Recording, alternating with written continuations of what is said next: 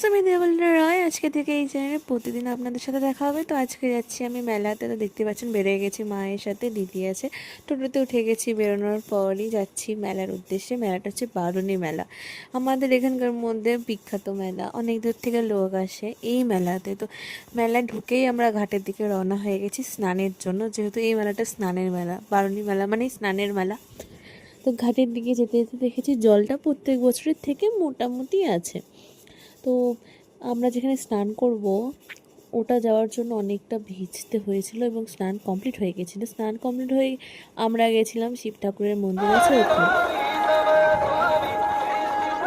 কিপটা মহিলা 10 টাকা আনেনি, লাস্টে আটকে গেছে।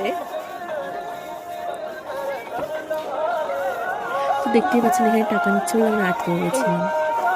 এখন এই টাকার জন্য আবার দাঁড়িয়ে থাকতে হয়েছে। তারপরে আমরা ঢুকে গেছি শিব ঠাকুরের দর্শন দিতে এবং সেখান থেকে বেরিয়ে আমরা খাওয়ার জন্য চলে এসেছি, কারণ সকাল থেকে না খেয়েছিলাম এবং দেখে মনে হচ্ছে আমিষ খাচ্ছি। কিন্তু এই কেমন হয়েছে রান্নাবাড়ি? জল ঢালার পর আমিষ খেয়ে নেয়, সেটা নিয়ে কোনো অসুবিধা হয় না।